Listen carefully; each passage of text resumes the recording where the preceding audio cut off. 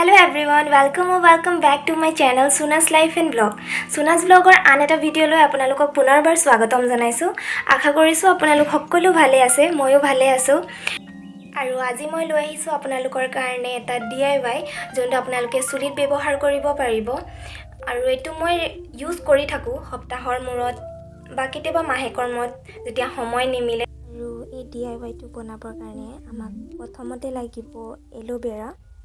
আৰু ইয়াত দেখিছে এলোভেৰা। আৰু এতিয়া মই এলোভেৰা কাটি ল'ম। মানে নিজৰ চুলিৰ অনুমানে যিমান আপোনাক লাগে আপুনি সিমান কাটি ল'ব পাৰে।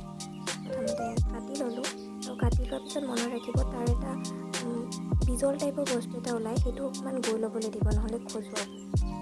অলপ দেৰি সেইখিনি যাবৰ কাৰণে থৈ দিব। তাৰপাছত লাগিব জবা ফুল। জবা ফুল কেইটামানে ছিঙি লৈছোঁ। আৰু জবা ফুলৰ লগতে লাগিব জবা ফুলৰ পাত।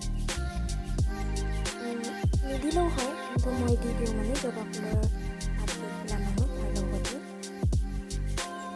আৰু পাত কেইখিলাও ছিঙি ল'লোঁ। আৰু এয়া ছিঙি থোৱা জবা ফুল কেইটা, তাৰপাছতে পাত।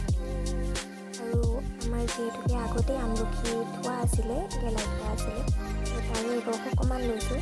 আৰু এইটো হ'ল হেনা পাউডাৰ। আৰু আপোনালোকৰ ওচৰত যদি জেতুকা গছ আছে তেন্তে আপোনালোকে জেতুকাটো ব্যৱহাৰ কৰিলে বেছি ভাল। আৰু তাৰপাছতে ধুই ল'লোঁ ভালদৰে কাটি থোৱা এলোভেৰা কেইডাল। আৰু এলোভেৰা কেইডাল ধোৱাৰ পাছতে ছিঙি থোৱা জবা ফুল কেইপাহ আৰু পাতকেইপাও ধুই লৈছোঁ ভালদৰে, যাতে একো ধূলি বালি লাগি নধৰে। তাৰপাছতে এলোভেৰাখিনি কাটি লওঁ, এনেকৈ ভালদৰে গুচাই কাটি ল'ম। আৰু ভালদৰে কাটি হোৱাৰ পাছত মিক্সাৰ গ্ৰাইণ্ডাৰত দি দিম। মিক্সাৰ গ্ৰাইণ্ডাৰত লগতে ছিঙি থোৱা জবা ফুল কেইপাহো দি দিম। এতিয়া আকৌ জবা ফুলৰ পাত কেইখিলাও দি দিম। জবা ফুলৰ পাত কেইখিলা দিয়াৰ পাছতে এনেধৰণৰ এটা পেষ্ট বনিব। তাৰ ওপৰতে হেনা পাউডাৰখিনি ঢালি দিম। আৰু যিনা আমলখিৰ ৰস ৰাখিছিলোঁ সেই আমলখিৰ ৰসো ঢালি দিম। আৰু এবাৰ মিক্সাৰত দি দিম। আৰু ইয়াৰ পাছতে ঠিক এনেধৰণৰ এটা পেষ্ট বনিব।